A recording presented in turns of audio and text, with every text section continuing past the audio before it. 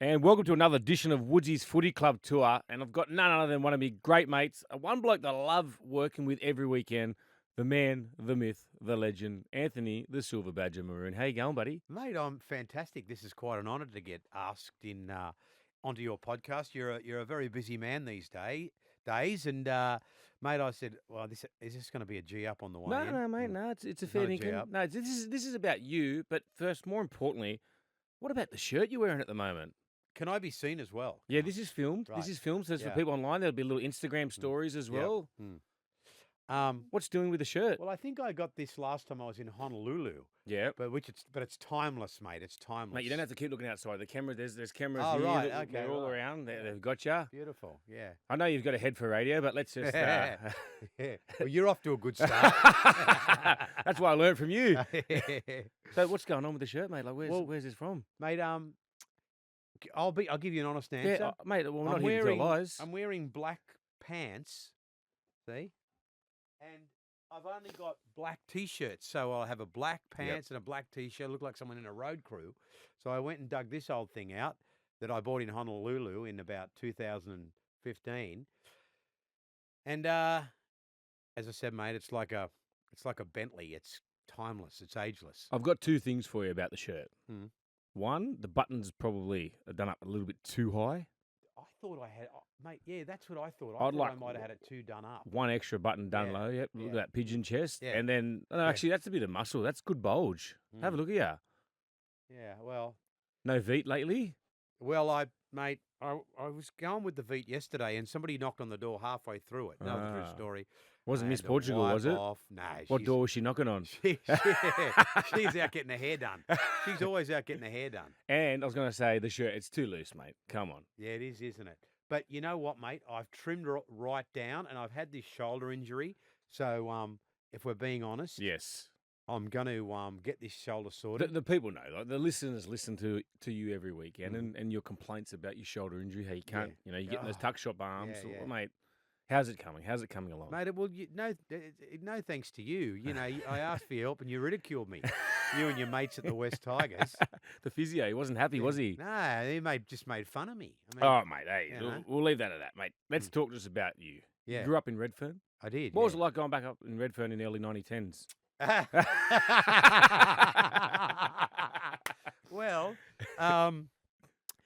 Well, we were the first in the street to get television. No, I'm kidding. No, mate, it was great. Like I had, I know I've told you this before, just between us. Like I had a street full of cousins. Yeah. Had cousins living in the house with us. Cousins 2 doors up. Cousins up the other end of the street. It was an amazing way to grow up because I'm half Lebanese, half Aussie. Yep. So my Lebanese grandparents are right. In those days, they used to come straight to Redfern. Yep. So 'Cause there's a lot of Lebanese people in Redfern yeah, back in then, wasn't there? Yeah. and they were kind of all knew each other before they got here. A lot of them. So anyway, now their children's children. A lot of very successful people come from around there, and so all my mob come from down there. My wife, she grew up around there. Oh. Brother-in-law. Is she of Lebanese? She's Portuguese. Oh, my wife, Portuguese. yeah, That's right. yeah, Miss Miss Portugal. Yep. Yeah. Mm. So were you always a South Sydney supporter growing up? Yeah, like I was, but when I was a little kid, I just used to change every week. Like I just get all the jumpers and A bit like me and my rugby league career. yeah. Yes. But no, I've always gone. Like I've always been Souths games on the hill all my life, and then certainly for as long as I can remember being a teenager, and then when I got to about 20. My cousins started playing for them, and then that got me even more interested into watching footy Yep. and watching what they're doing, what they're saying, how they're communicating. So, mate, football, rugby league, growing up around there it's everything. It's your sport that you play. It's the thing you talk about. It's your entertainment. It's your social group. It's your family. Rugby league has been everything. I was going to say, so was that the only sport that you blokes would play and watched? Yeah, we growing wouldn't up? have even known about Aussie. We used to call it Aussie rules. We wouldn't have even known about that till we got to year 7. Yep. Certainly, there would be nowhere to play it. That's true. Yeah. Mm. soccer, I just didn't get it. It was always a draw, 1-1, 0-0. And then I got a bit older and, they're having a friendly. They're always playing a friendly in soccer. When are they going to have a fair dinkum game? You know? They love a friendly, don't they? They love a friendly. Maybe a little bit of cash earned for them, mate. You know, they've got to earn a quid somehow. Friendly, I mean, you know. And then, so with your rugby league passion, did you play rugby league much growing up? I did play, but so who did you play for? The Waterloo Waratahs. Waterloo Waratahs. So how old were you when you first started? It was 1972, so I was 6. And what position were you? Like when you started to get into the bit of the fair income of ages, probably 11 and 12. What position were you? Well, mostly I was on the bench. Yeah, but when you come on the field. Oh, mate, like if they got desperate, I'd be on the wing, or they could hide you on the wing. Sometimes I'd play lock. Yep. I don't know why, mate. I think they might have been just short on numbers, you know. But you would have been the bloke that just always rocked up the train and rocked up to every game. The one bloke that wouldn't let the team down. Well, mate, I mean, I tried not to let the team down, but, there was this one time there, one kid, Robbie Cheshire, God rest his soul, he had the mumps. Peter Richardson, he might have had the flu. There was this guy named Dennis, a Greek guy. His yaya died. He had to go back to Greece. So they had no option but to let me play. So the Silver Badgers on the sting, or? I had to play in the hooker. I played hooker. And, mate, we played this mob called Kenzo. We scored first. We were leading 3-0. It used to be 3 points a try. Mate, they beat us 80-3. What? So I went back to the bench. No mercy rule back then? No, they just just going past me like a turnstile. So didn't take away any of your passion for rugby league? You still loved the game? Mate, I just loved it, you know. Yep. I loved going and watching, in those days, we'd go and watch South play at Redfern. Yep. Henson Park, where Newtown play. Lidcombe Oval, where West play. Yep. The old sports ground, where Allianz is now, the Roosters played there. So all the footy was like in the city. Do you see the sports ground as South Sydney's home ground, or is that the Chooks' home ground? What do you like? Because you're South's tragic. Yeah. You come through, the years when they used to play there all the time. Like you said, it was their home ground. Do you still see that as that's the mighty Rabbitohs ground? Mate, to tell you the truth, the way I look at it is I have gone on from all of that to be part of the survival of Souths. Yep.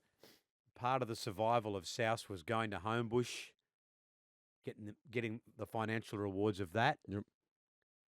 Then making the finals there, winning the premiership there, and realising that our great club is, that's the centre of Sydney, and we have members all over Sydney. So it'd be nice and handy for me if they played at Allianz, but whatever's best for the club. And one thing I do know is your passion for the Rabbitohs. Like you love it, and I know it's hard for you sometimes when you commentate the games, and they get beat.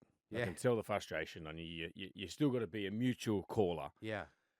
But what about when they got knocked out of the competition? Were you one of the guys rallying to get them back in? Absolutely. Yeah. Every rally. Do you have any memories from that time? Yeah, I remember being in the courthouse every day. Yep. That's not the courthouse hotel. That's the real courthouse. And trying to listen to what these gibberers were talking about. Section 4-2, hieroglyphics 3-4 of the rule. I was just got so caught up in it all. Yep. And then we'd go on these marches. And I think we had these 2 big marches into Town Hall from Redfern. And I remember saying to my kids who were only little, I said, listen, if we pull this off, you two I'll never have to tell you what happens when you fight for what you believe in. Yep. Because you'll have done it. You've marched for the Rabbitohs and you helped save them, which is exactly what happened. More pinnacle point in the South Sydney story is along comes Russell Crowe and wants to privatise the club. Were you happy with that? Yes, I was a yes voter. Yep. So I was in with Russell and all that crew. So for the people at home that didn't know much about it, what was he going up against? So it was who owned the club previously? The members. The members, yes. Yeah. So then he brought it. And so he had to buy, without going into all the details, is like, because it's too technical, but yep. He could only own a certain amount. Members had to own a certain amount still. But to get it over the line, the yes voters had to win by 75%. Oh, really? So it wasn't a 50, wasn't it 51-49? Nothing like that. What was the end result? Oh, mate, we won by about 19, 20, 30 votes. Something crazy like that. Wow. Yeah. Jesus. So for those of us who managed to convince 10 people to come in with them, or 7 people, I mean, you literally played your part in getting that over the line. And look at the Rabbitohs go now. One of the powerhouses. Maybe not this year, but but previously yeah. they've been in Premiership, prelims. grand final, that many prelims. Wonderful club, great supporters, great people. Just the best. One more on the Bunnies before we... Actually, when you did get reinstated, how did you find out and how did you feel? Well, I was at the club waiting for the... was a bit of Chinatown feed there? That was Yeah, one of there the was that was my great favourite. Chinese food favourite there. Chinese. Yeah. Geez, mate, you're showing your age there. I know. We used to go there every Friday night growing up. Yeah, right. One of the great feeds. Did you really? Yeah, loved it. Didn't know you had that much class about your Woodsy. No, I was at the club. We're watching it live on Channel 7 or something. Before it comes up on the telly, somebody's heard it on the radio. Oh, no way. We won! You know, mate, we just went absolutely burko. Oh, how good's that? Yeah, and then I had to come here to do the night show. This was at the old building, and I turned up. I was no state to go on air, and they said, piss off home. So Did they understand why? They did, mate. Yeah. They knew that I'd put my heart into it. There was little else I could put into it, but my heart and my time. And those first few years back in, obviously. Well, I was going to say, what about the first game back? Do you remember who they played against? Roosters. How was that? They got flogged. But for you as a South fan, how was your excitement and your joy? Oh, it was amazing. You know, I think it was at night that Russell brought that bell back out and gave it to that old gentleman that he'd bought it from. And Russell Crowe is he's a good human. Yep. And, you know, that was he'll never know what he's given back. Yep. You know, even now we take it for granted because it was so long ago. Yeah. A lot of people and, you know, players now probably wouldn't even understand. No. You know, if you spoke about what happened in the 90s. Talk to us. You went to Marston College at Randwick. Yeah, I did. You did? Yeah. Yeah, did a little bit of inside, information on you, Maroon, a little background check. Did you ring my son? Because that's about all he'd know about me. No, he goes, did Dad go to school? So from Marston Randwick, what did you do work-wise? Did you go straight into radio? I went to a radio school. Yep. So was your plan always you wanted to get into the radio business? Yeah, from the end of high school it was, yeah. So what made you want to do that? Well, I was just in the careers room at school, and this mate of mine who I went to school with, his name's Todd Maguire. Still mates with him now? Yeah. Yeah, oh, wow. Very good mates. Yep. He said, mate, you'd probably go all right in radio. So I thought, maybe something, I probably could have a crack at it, And then I went to this course, but I got a job in Grace Brothers. Do you remember Grace Brothers? Yeah. There's a lot like the Maya, weren't they? Yeah. Or David Jones, yeah. Well, he's an old one in Bondi Junction. I got a job there calling the specials. Can you remember what you used to yell out? Oh, like, well, where you see the red light flashing, we've got number 10 Steggles chickens, ladies, 2 for $12. And while you're there, pick up a Me Pro soccer ball ham and, sausages are 99 cents a kilo. And everyone have a great Easter. Would you ever grab people and just walking by? Or no, it was so embarrassing. Oh, was it? But it was so good, mate. So you were 17, 18 at this stage? Yeah. Good on you. Yeah, and it was so embarrassing that it cured. You'd never get embarrassed after that. Yep. After that, you could do anything. You're the best. So what? So you've gone from doing the Grace Brothers gig. Was that just to earn a bit of pocket money on the side? Yeah, that was like a job. Yeah. Yep. That was a few days a week job, and then I got a job in radio. Yep. In sales. Okay. Yep. And then who was that with? That was with 2SM. 2SM. Yeah. Are they still around? Yeah, like Graham Hughes and those. Oh guys yeah, Hughesy. Yep. Got a job there in sales. Picked up the phone first time. Rang the bloody water slide at Botany. Sold them $5,000 worth of ads on your first call. Yeah. What were they thinking? We've got a little gem here. They thought that, but they were soon to realise that wasn't the case. And then I got shipped out to the bush. Oh, so we're in the bush. Inverell. Oh, Inverell. So what were you doing there? Well, I was doing the night show. Yep. In Inverell. That's where I know I've told you this story, I'm pretty sure. Do you want me to tell it again? Love to hear it. Right. So I'm there, and they've trained me up to do the night show at 2NZ Inverell. And you're playing, songs. What would have been the songs at the time? If I Can Turn Back Time. Is that Cher? Sure. Love Shack, Funky Cold Medina, all that sort of shit. this guy rings up and he goes, I'm in the baker shop over the road. And it's like 10 o'clock at night, one horse town. Beautiful town, though. Yeah. He goes, mate, if you play me a Chad Morgan, I'll give you a couple of pies. So what's Chad Morgan? He's a country singer. Yep. He's the Sheik from Scrubby Creek. Okay, yep. I go, oh, mate, if I can find it in the library, in the music library. So I go and I find this song from Chad Morgan and put it on, run over the road. Hi, I know you are. Here's your pies. Take the pies back across Byron Street. Fuck, I've locked myself out. You're kidding. I've locked myself out.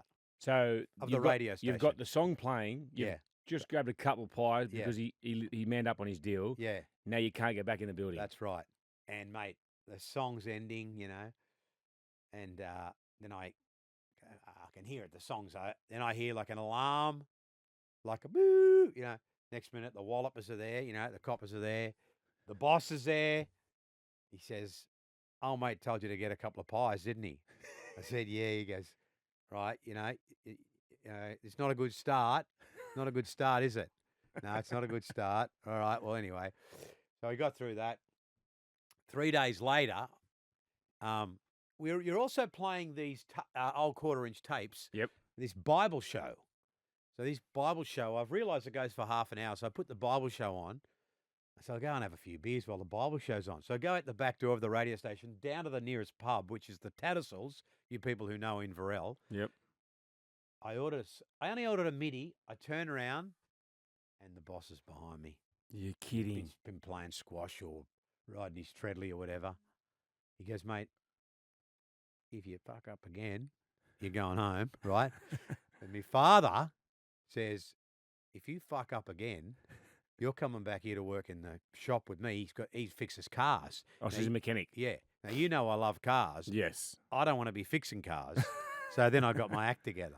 So, mate, you're sitting in the Tattersalls. You've just ordered your midi. Yeah. And you look behind, you see your boss. Yeah. What are you thinking at that moment? Oh, I nearly shit myself. Yeah. Because this is 3 days after what you've had. Yeah, 3 or 4 days after. And I really wanted to get off to a good start. I didn't want to knock it on from the kickoff, So how old were you at this stage? 23. 20. Is this the first time you've moved out of home? Yeah. Oh, that's another story. All right, well. All right, now I don't want to put people to. My wife says I put people to sleep. No, you don't. We love my you. Stories. We love the Badger. My mother, God rest her soul, didn't want me to go and live in Inverell because she didn't want me to move out of home. So when you first get there, you stay in a motel. Yep.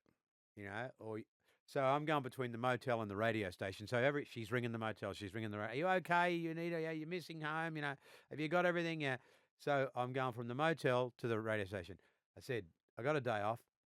Me mother, I've got nothing else to tell her. I'm going to get out of this motel. I'm not going to the radio station. So I go, these young other local blokes pick me up. We go up to a lookout and have a look at the lookout and have a few beers and drive around the town. In the afternoon, I come back into one of the pubs and the barmaid goes, is your name Anthony? I said, yes. And she goes, your mother rang here looking for you. Oh. So she's rung every pub in Inverell looking for me. She must have thought I was dead. So, but that's back in the day when there's no mobile phones. Yeah, no mobile phone. So what did you have? Was that part of the rules? You had to check in each day with her? Yeah. So I had to run down the phone box, make a call. So how long were you in Inverell for?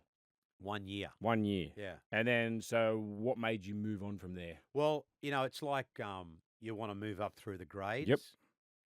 And I got a job in Goulburn. So I was getting married to Miss Portugal. Yes, you were. Yep. So she came up and lived in Inverell. Because we went to Goulburn, then we were near home again to sort out our wedding. What's that, like 2 hours away? Yeah, 2 hours away. Yep. And that's where I went. While I was there, I needed a reference from a policeman. Mm-hmm. I went and saw the local sergeant who I knew, and he said, I need you to help me out too. I need you to show my nephew how to get in a radio. Next thing, knocking on my door was Big Tim Gilbert. Oh, it's his nephew. That's his nephew. No way. So that's how I know Tim. Yep. And he started working. That's how he got started. Any stories on young Timmy? Oh, well, he's a bit of a wild man in his day. Was he? Yeah, he was. Wow. I mean, he makes out like he wasn't. But massive talent. Massive ego. No, kidding, mate. I know you. No, massive talent and just a lifelong friend. Yeah, yeah. Yeah. So, what did you have to do for the sergeant? Like, how long was it that you had to look after Timmy Well, for? he said Tim's going to come down on the weekend. Yep. Next minute, he comes knock. He said, Timmy Gilbert. I imagine this tiny little Mr. Peabody kind of guy. Next minute, someone's thudding at the door. It's Tim Gilbert. Oh, g'day, who are you? Oh, I'm Tim Gilbert. Right. So anyway, he was a natural for it. He loved Yep. broadcasting. He loved news. He loved sport, and he was a natural. So straight away, they give him a job. Mm-hmm. And I think history will show that he ended up on the Today Show at Channel 9. So that was the right call. Yep. He always had it. He was doing the sports, wasn't he? Yeah. Yeah. Mm. What's he doing now? And now he does the same thing on Sky. On Sky. Yeah, That's where yeah. he's gone to. Mm, Yeah. mm. So then you spent how long in Goulburn? Probably a couple of years. Yep. And how did you enjoy that time there? Mate, I loved it. Yep. It was cold and it was the whole karaoke craze just hit Australia. Yeah. So I had the local karaoke going in the pub, me and Tim, and my Christine, Miss Portugal, we used to run the local karaoke. Yep. And mate, there's they used to pay $100, and you were there for like 6 or 7 hours. So you'd get $100 for 6 or 7 hours. Yeah, like putting these big laser discs in. And what do you want to sing? Eagle Rock, righto. What do you want to sing? Eagle Rock, righto. What do you want to sing? Crocodile Rock. Ah. What are you thinking the moment you get someone up on stage that just cannot sing? You would have had some fun with them. Oh, I just absolutely give it to them. You're young and rude, and you know what I mean? Just tearing into them. Oh, fucking get off. This is the only time I ever wish I was deaf. Oh. The only time I ever wish I was dead. Giving them this sort of... How do they handle it? Oh, well, sometimes they get upset. Oh, Mate, I you say, can't- I'm only joking. Taking the mickey. Yeah, I'm just having a joke. So you go from a couple of years at Goulburn. Yep. Did you move? Was that when you went to Wollongong? Yeah, I got a big start there. Yep. Finished up at Win. Because how long did you spend down in Wollongong? I worked there for about 8 years, lived there for about 8 years. Yep. But it was great. I had a great job. A lot of obviously radio, but a bit of TV. Oh, what'd you do for TV? Well, we had a. There was always bits and pieces we'd be doing at Christmas or Easter, or for a little while I had a rugby league show. Woodsy. Who with? With who was on that? Ray Price. Ray Price. Ray Price. Did he live down the Gong? No, he didn't live down there. So he just drove down It's for not it. far away, the Gong. Oh no, yeah, I might have played there. I know you did. Yeah, It's a good town. yeah, it's a great It's place. bigger than you think. Yeah, it's like 300,000. Yeah, I didn't realise how big it was till I went down. It's only like that highway now. What, Yeah. 50 minutes an hour? Yeah, in your free car. Oh, mate. It's nothing. Your free car too. Yeah, Don't yeah. you start. Hey. Talk to us about your time down there. What was it? I-90? Yeah, I-98. I-98. Yeah. So work with a girl named Millie. Yep.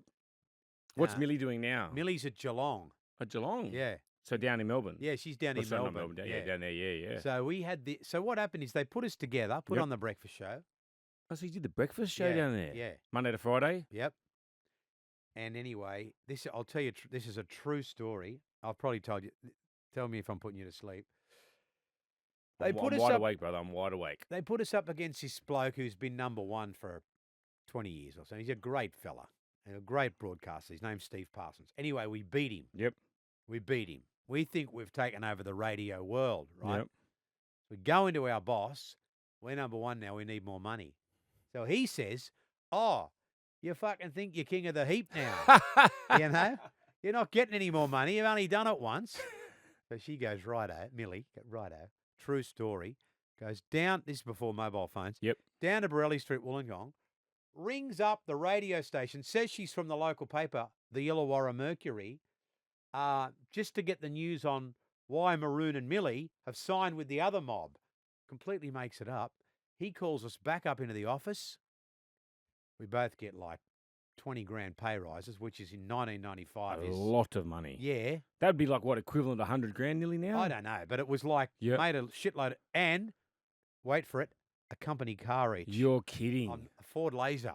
That's better than nothing. Oh, shit, yeah. Mate, a freebie. 1995. Yeah. So from one phone call, Which she made up. Yeah. Did you ever come clean? No, not with them. I'm coming clean now. Yeah. So, and then you would have done a fair bit of work with the Dragons players down there, Well, would it you? was the Steelers. The Steelers at that time, yes, yeah. Absolutely. It was a wonderful time, yeah. That's back when Mary was playing. Yep. Wishy, Brett Rodwell, David Riolo, the footy Yep. he played for them. Yeah, he was a great outside back. Yeah. Yeah. So, mate, it was a great time. I really had a real love for the Steelers, and Yep. I had the gig at I-98 calling the Steelers games. Yep. And in those days, you went to wherever they played, Auckland. Oh, so you went to all the games? SA, South Australia, Oh, yeah, Perth. Cowboy, yeah, wherever they played, you went. No way. Yeah. How good's It that? was great. It was a great time. So then when your time at Wollongong, is that when you come to Triple M after that? Yeah. And how did they approach you at Triple M? How did you get to Triple M? What happened was I had moved home. I'd Yep. moved back to Sydney. Okay, yep. So you moved back before you finished up at I was still going. I was still doing the brekkie show. I was but going you were back. driving back Yeah, from, it was. yep, It was I gotcha. one of the stupidest things I've ever done in my life. What made you do it? I'd just be young and stupid. Yep. I wanted to come back to Sydney. I don't know why. Yep. Move my wife and kids up here. It's going back and forth every day. In the end, I said, I can't do it anymore. Yeah, fair enough. And so Millie left. That was my partner in crime. Yeah, it's hard when you lose someone that Yeah. you're so close with and you've built that bond, isn't it? Yeah, but she come to Triple M. Oh, did she? I didn't. Oh. Then this station starts in Campbelltown. Yep. Same mob that owned the mob in Wollongong. Okay. They want us to go to Campbelltown. This mob gets involved and said, hang on, why don't you just both come here? To Triple M. Yeah. And so what did you do when you first got to Triple M? The night show. How was that? Well, looking back on it, I think it was pretty ordinary because I feel like I was probably too old for it even then. So what makes it ordinary? Like, Oh, well, man, it was all like this is early 2000s or late 90s? maybe 2000. Yep. Something like that. Yeah. 2001. Yeah, yep. Yeah, look, it just didn't. It just. You just say it doesn't resonate with you. That's That's But I was grateful for it, and we Yep. did a good job, and did that for a couple of years.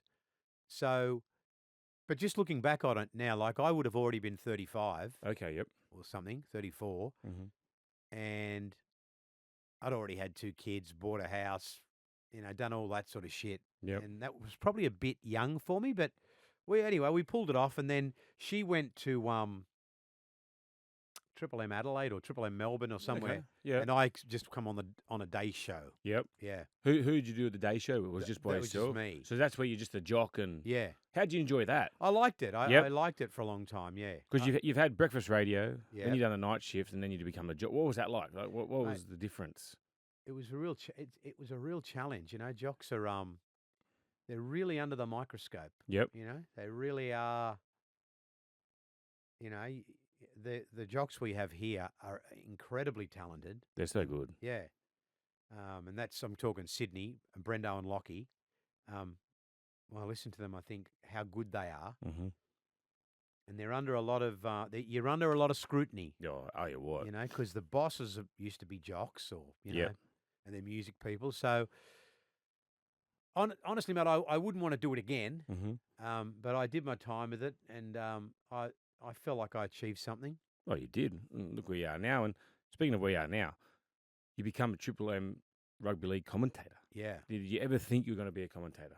Well, I probably, because I got that start in Wollongong in the Yep. 90s, and our boss at the time, a guy named Guy Dobson, Yep. he knew I had done it before, and he used to say, if we ever get the rights, you'll be the caller. Yep. And later, 2006, we got the rights for 2007 Yep. to do Monday Night Footy, and that's where I got going again. And talk to the people at home. Like, people just think you rock up and you just commentate games. Yeah. What's the preparation for yourself as a main caller? Well, it's a good time to ask me that, because last Sunday I did 3 NRLW games for Channel 9. There's some names you got to remember there. Yeah, there's 100 names you got to remember. Wow. It's got to be good for your brain. It's got to be good. But normal week, say this week, we're going to do 3 games on Triple M. The first one is Thursday night, South and Melbourne. Yep. So I would go home, get a couple of sheets of paper, write the names out, just keep writing the names out till I can, you know, normal South's team, it would be, Latrell, Alex Johnson, Tass, Campbell, maybe Jacob Gagai, Cody Walker, or Yep. Melbourne. You can do them off the top of your Yep. head. You could too. Yeah, yeah. So then once I've 1,000% know them, then I go and watch a bit of KO, watch them playing, Mhm. get a few stats. Yep. Sometimes I think the rugby league world's gone crazy with stats. Like, he wipes his ass with his left hand and kicks his goal with his right foot. And sometimes they're up their own ass, these stats. Yep. So I try not to go silly with the stats. And then, mate, I've found, certainly as I've got older, you've just got to be prepared. Mhm. And if you're prepared, you'll have fun. What's the saying you always tell me? Fail to prepare, prepare to fail. That's exactly right. Yes. And when you first was doing the commentary, did you try to, like, as players, rugby league players, we try to, like, say, oh, I've seen, blokes like Jason Riles carry the ball, good offload. Do you try to, like, mimic what they do? Yeah, got to be, yeah, I know what you're saying, but yeah, mate, because you'd also want to be yourself. yeah, and you know what? Somebody came into my life recently and politely said, Yep. no one gives a fuck what you think, and I take that on board. Yep. And that takes a lot of pressure off me. Yep. You played Origin, Woodsy. Yep. Wado's played Origin, won a grand final. Like, the Grubs played in grand finals. The Grubs played in the UK. Nobody needs to know what I think. Yep. I just do my job and commentate the football. Yeah, I know, but I'm just saying, so, like, not as in your opinion, but based your commentary style. Did you, like Oh, you said, yes. like, sort of like the Ray Warrens, Yeah, the Thompsons. yeah. Who did you have anyone that you looked up to? Ray Hadley's. Yeah, I like the two Rays have been the biggest influence on me. Yep. Ray Warren and Ray Hadley. Would you speak to them regularly when you were doing it, or were they helpful with you? Well, Rabs was because he was here, Yep. but I'm sure the other Ray would if I ever asked him. But I think what I find, like Rabs would only give me a little bit of information here and there, but it always made sense. So if he was going to, what sort of little bits of information would he give you? The thing about there's the funny one, if you're saying somebody's name wrong, just make sure, for fuck's sake, the other commentators are calling him the same thing. But he'd be like, Rabs, or slow it down, or Yep. you don't have to say every name. Remember, you're on the radio; they're not seeing what you're saying. Yep. And then years ago, when I did a few schoolboy games on Channel 9, he just said, "For fuck's sake, slow down." Is that what he said? Yeah. Yeah. So were you calling it with him? No, or no, He was just he watched it. He watched it and gave me the feedback. Do you, when you were doing those ones, do you get nervous at, like, say, when you're doing the women's game, the schoolboys game, compared to the NRL? Do I get nervous? Yeah, like, as in, because you don't see these names as regularly. Oh, yeah, mate. Absolutely. Yep. Absolutely. Like, the bigger the game, the easier it is to call. Your grand final teams, Oh, I could get, my sister to call the grand final teams, yeah. You go out and call, there's a couple of new teams in the NRLW. You Yep. try and call those, you haven't seen them before. Or, so the bigger the game, the easier it is to call. If somebody said to you tomorrow you got to call the grand final, sweet. So say we talk about the bigger the game, it's so much easier. Hmm. I work with you quite a fair bit. Yeah. We get either Friday 6 p.m. Yeah, or Saturday 3 o'clock. yeah. And they're fair dinkum stinkers. So, yeah, well, I look forward to doing them with you. yeah. And they're my favourite games. Well, yeah. And sometimes I think, mate, you know what? It's not all about the game, because I assume that if people were at home, they'd watch the game. Yep. So if they're driving Ubers or trucks or working in the mines, or this is what I say to this buffhead Chicka White, our producer, don't think people aren't sitting at home in front of the radio. It's not 1947, mate. This is not the Sullivans. People are working, driving. So let's say Newcastle are playing Parramatta this weekend. Just say they were. Well, mate, we've got to have a bit of fun with that Well, because no one's got cattle stations on it. what are you thinking when we had the other week? We had, I think it was West Tigers versus the Gold Coast Titans at Leichhardt Oval, 3 o'clock Saturday afternoon. Yeah, well, mate, I thought, you know what? I'm like you. I was looking forward to it because I knew you were coming in. We're going to call the game. We both know what's going on, but we're going to have a bit of fun. Do you think sometimes we get a little bit carried away if the game's a stinker with what's going on outside of rugby league? Well, they haven't told us to wind it in yet, have they? Huh? Not yet. Yeah. Not yet. How much fun do you have calling games? Well, Is something I'd like to know from you. Honestly, hand on heart, I love it when you're there. I appreciate that. I always check because So do I. You've brought a new boost of energy to me. Yep. And a lot of these newer guys have as well, Grubby and Wado. So I can't remember what the question was. How do you feel commentate? Yeah. Oh, mate, look, I'm old enough to know that I'm old enough to not take things for granted. Yep. I love you. I like working with you. We're commentating the footy. How good is We're it? not digging a hole in the road, I'm old enough to know how blessed I am. One thing I like to tend to talk to people in the public. Mm. What they'd love to know is they all are big fans of your NRL tweets. Right. Yeah. So my mate wants to know, does he just get hammered by tweets during the games? Yes, I get a lot of tweets, and some of them I have to censor. Yes. I've seen. Yes, some of them are really, drug related or sex related. Yes. Or topics that we can't discuss here. We've got a couple of regulars like Dudley Frecklington and Keegan Brown. Oh, Keegan Brown, he's a shocker. Yeah, I bar him every week, but it doesn't stop him. Oh, The more you try bar him, the more he comes back. Yeah. And he moved to Dubbo, and I thought that'll be the last of him. But no. He's ringing us in and texting us in and telling us what's on special at the fruit shop in Dubbo. I mean, what are we supposed to do? How much petrol's going to take to get to Dubbo? Well, one thing I'd love to ask you, what about when you get, when we travel as a team, we get to know what the real people are like. Yeah. You are one to observe and listen to absolutely everything. Can you just talk to our viewers about a certain individual on a plane ride one day? Yes. A certain individual we work with, me and you and that individual were on the plane, and he's in the seat behind me without saying the individual's name.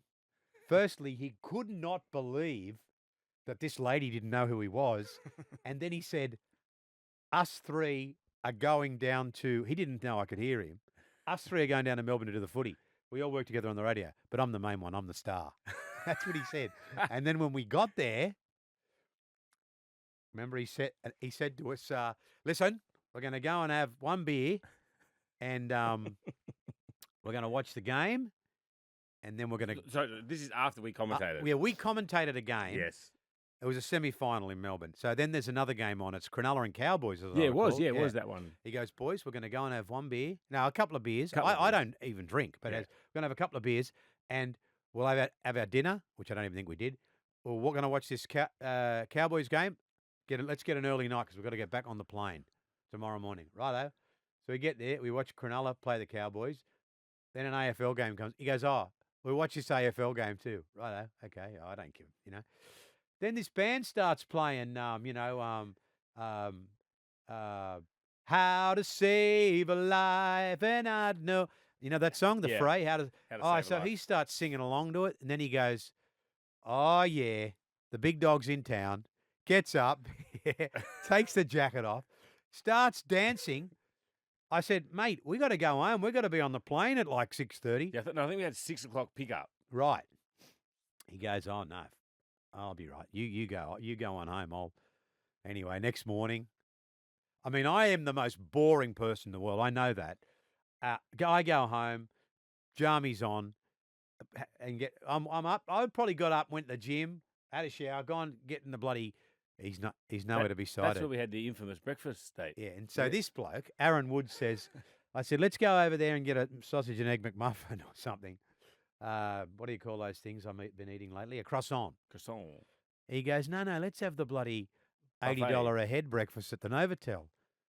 He says, I'll put it on me card. Triple M will pay for it. I said, righto, let's do that if you want to do that. So we go into one of these joints like the Novotel or the Hyatt or something. It's the Hyatt. Hyatt. Yeah.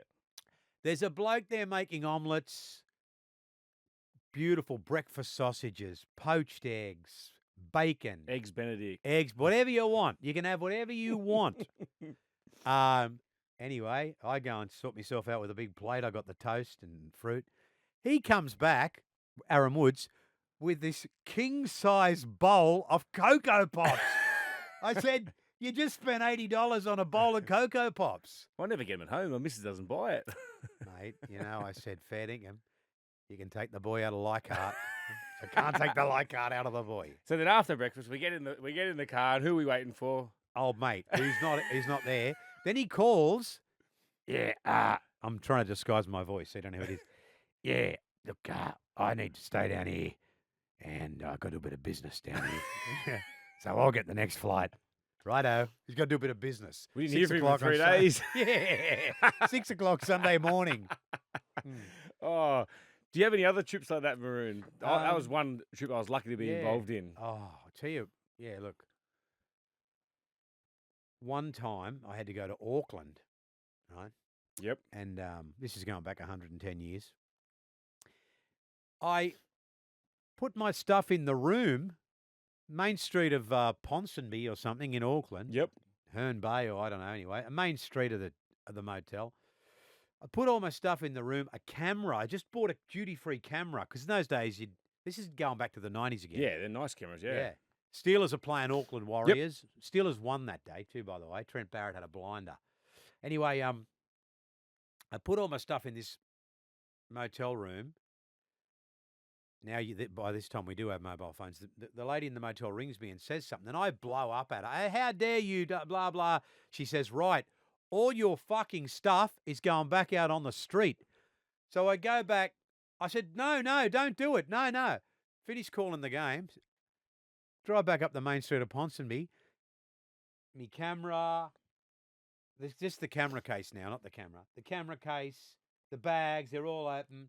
My undies, my pills, everything, all over the street. What happened? She just threw it back out on the street. Said, you're not staying here. Oh, you got turfed. Yeah. You got given the arse. I can't even remember what I said to her, but she found it really offensive. She said, my father just died. Oh, wow. Poor timing, Maroon. Yeah. Jesus. And what would be one of the highlights of your commentating career? I think every week's a highlight. Really? I do. I really love it that much. But I suppose when Madge was coaching at Souths, yep. In my opinion, that's the classic era of me being a South supporter. Yep. Madge is the coach, Adam's the halfback, Luke Keary's the 5'8". That crew, Inglis, Burgess. Yeah, turned the universe around. Yep. The year they won the grand final, I got to call like a prelim or a final, and they were winning they were up 40-0 and it wasn't even half time. Wow. And that was like such a buzz, you know? And you're just thinking, they're in the GF next week. Did you get tickets and watch it, or did you do any work for that? No, I just got tickets and sat on the... No work functions, nothing? No, just got tickets. Just wanted to enjoy it. Yeah. Sat right up on the fence. Watched it. Real sense of relief. I wasn't doing cartwheels or crying. I just said, I've lived to see it. Yep. Went back to the juniors. Yep. And there I had to go up on the balcony and welcome the players, which again is a money can't buy. Yeah, it's a money can't buy moment, It's wonderful. And speaking, obviously, I spoke to you about Hadley and Ray Warren. Who would be the biggest influence in Anthony Maroon's career? Well, I suppose I'd have to say, my mum was a big influence because my mum was one of those people that would encourage you to do what you thought you could do. My mum would never say, yeah, but this is not for a kid from Redfern. Nah, you can't. No, go and work with your old man down at the garage, She was very encouraging. Yep. And then I have my mum to thank for that. But I've been married to the same girl all my life. I've been with the same girl since I was 18. Wow. And So she's a great human, and we're just a great team. Yep. And so if not for her, I wouldn't. I Oh, wouldn't. that's awesome to hear. Mm. And then obviously, when I knew I was going to interview, I rang you up and asked you about a few things. And Yeah. one thing you spoke about was, you spoke early in this conversation. You're not a big drinker now. Yeah. Or you don't drink at all now. No. What's happened there? What's the reasoning behind that?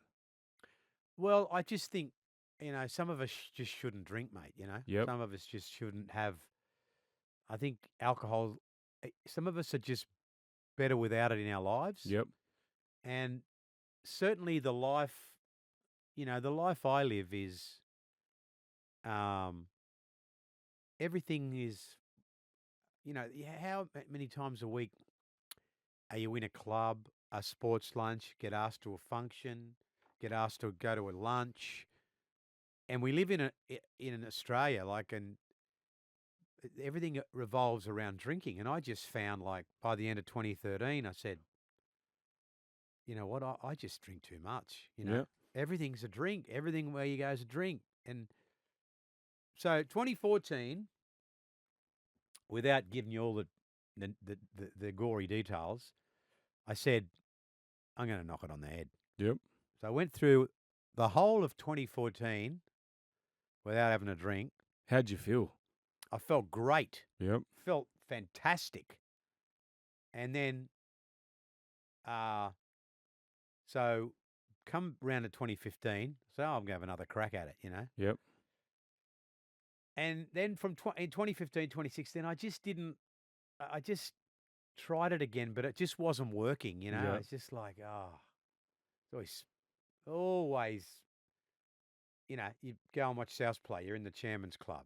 You come in and call a game. Then you're over the pub with the boys. Then you go home and you have a few. You have Monday off, so you're back in the pub Monday.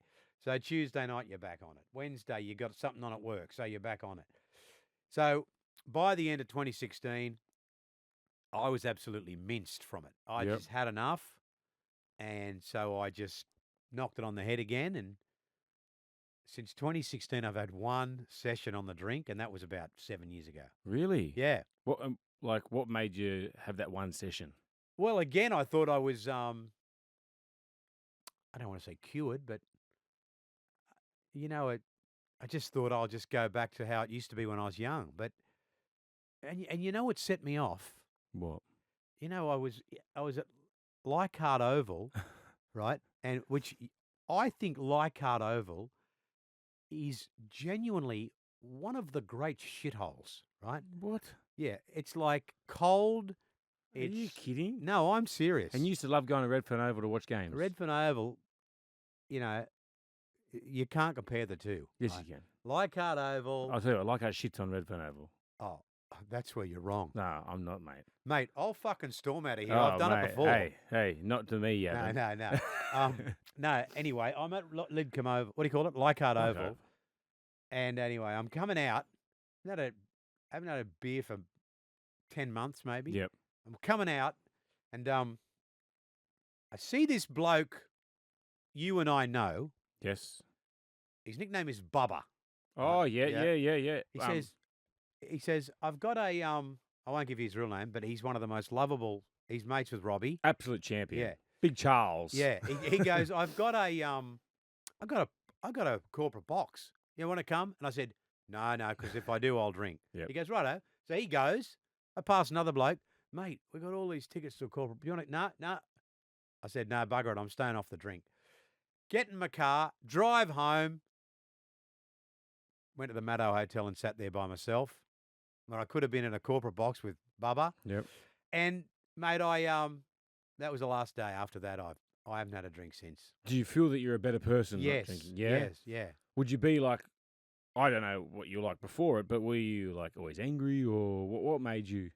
Mate, I think what happens when you haven't had a drink for a while, you're just more reliable. Yeah, but like, when you always just craving that next drink when you Yeah, have it. Yeah. Oh, I need a drink. I know, no, mate. Yeah, you get it. I'm kind of over that right now. Yep. How has Miss Portugal felt Oh, she loves it. Yeah, Yep. she's still our Yeah, house. I know she drinks. Yeah. We got a war chest at home. You can have whatever you want. She's got alcohol everywhere. So she just loves it. Yeah. And then so obviously now that you're off the drink, but one thing Mm. I love to hear about from you, because I've heard so many stories off air, Mm. the luncheons. Yeah. How much fun do you have when you have a luncheon? Oh, the sports lunches. The sports luncheon, Yeah, sorry, well, with the boys. as soon as you knock the head on it, you'll become a part of it all. And we have some great times. I love using all the boys. My Yep. two main guys are Fletch and MG. Yep. They're all great, but Fletch and MG, they turn up, you give them the microphone, people are pissing themselves laughing for 40 minutes. We have something to eat. You know, it's Yep. just a good, fun, easy way to make a quid and meet some really great rugby league people. And see, I suppose it's like people go, I want to have a sports lunch. So they'll go, who can MC a sports lunch? And they'll ring someone they know. Who can, what about memorabilia? Oh, well, Des knows Nathan Cleary's father, so let's get Ivan to get us a jersey. Where will we have it at? Oh, well, old mate runs the pub. But if you come to me, You sort all that hassle. I sort out speakers, memorabilia, run sheets, all that shit. I do so it all. you do absolutely everything. Yeah, you just need to Wow. find the venue. So how long is there certain types of, like, what's the difference? Do you have a different sort of functions? Like, is there like a 2 hour one, a 4 hour one? No, they're all the same length, but there's a couple of ways you can go. You get Fletch and Fletch, you just get a really funny. He's a funny man, you know. Yep. And so's MG. Yep. MG though too has got a little bit of sadness to his story. Okay. You yep. know, it's beautiful. But there's another way you can go. You could just get blokes like Madge and just go in a full compelling chat about rugby league, like Yeah. Real Madge or Brandy or you know what I mean. Yeah. I like that part of it too. So you sort of change it up. You got one that's got comedic value, other one that's just complete rugby league. Yeah, but most of them want that comedic thing. So, you know? so is that one thing you ask them when you're sort of organising? Yeah. What type of luncheon would you like? Yeah, Well, that's all right. yeah, And you enjoy hosting them I do for the most part. Yeah. for the most part. Mm. And have you ever had any bad people come with you, or Oh, you take the mate, good with the if bad? You've had a few. I've had a few that I wouldn't have back, but you know, like I've you know, what happens now is if somebody rings me and says, "Can you get so and so?" Yep. I'll just say, "No, I can't get them. I don't." So you just don't bother. Yeah. Yep. Which is Yeah. fair enough, because Mm. you're the one that's got to organise Yeah. everything. And then, so, mate, what else does Maroon do? I know he does the bingo.